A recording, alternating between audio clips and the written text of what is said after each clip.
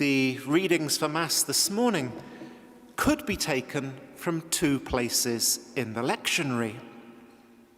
From the Common of Pastors, or, as you have in fact heard, from the Common of Martyrs. It's as though the Church were in two minds how to remember this morning's saint.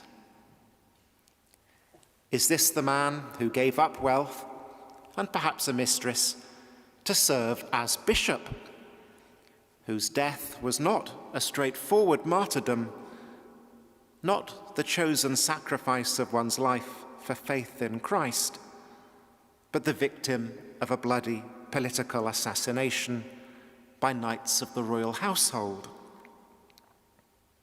Or is this just what martyrdom looks like when a man defends the independence of the Church from being hijacked by the state? A man who spent 6 of his 8 years as Archbishop of Canterbury, exiled from his diocese among the Cistercians at Pontigny. On trial at the Council of Northampton in October 1164, Becket had actually celebrated a votive mass of the proto-martyr Stephen. The introit princes also did sit and speak against me. So how do we remember Becket?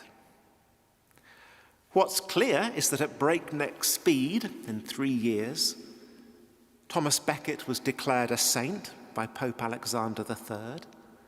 A year later, King Henry II was forced to do public penance for the murder. Becket's popular cult was a powerful witness to the acceptable limits of the state's authority, and a lesson that brute power cannot win Christian minds and hearts. The proper boundaries separating church and state require negotiation in every age. They fall differently in medieval Christendom to how they fall now in a modern secular society. Yet, for just that reason, the Church must continue to assert its own liberty of worship and self-government, its right to hand on the faith from one generation to the next, and the proper role of the ministerial priesthood, a hierarchy justified by its service in proclaiming the gospel of Christ.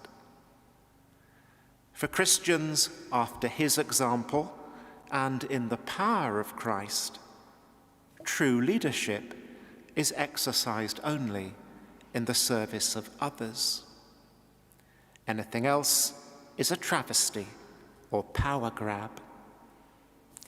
So maybe in keeping the feast of this English bishop and martyr, we should think hard about our contemporary political and ecclesiastical cultures. Do we honor and promote public service? Or do we cynically think that in politics, winning power and rewarding friends is really what it's all about? Do we reward the self-serving or the selfless? Do we apply to our politics the principles of solidarity and subsidiarity set out in Catholic social teaching? Have those who hold office in the Church done their utmost to protect the vulnerable, to right, as far as possible, the wrongs done to victims of abuse?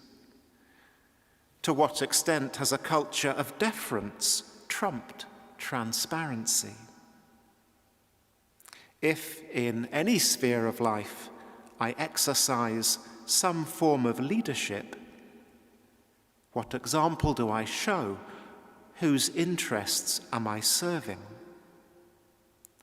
Am I, in the best sense of the word, a faithful servant?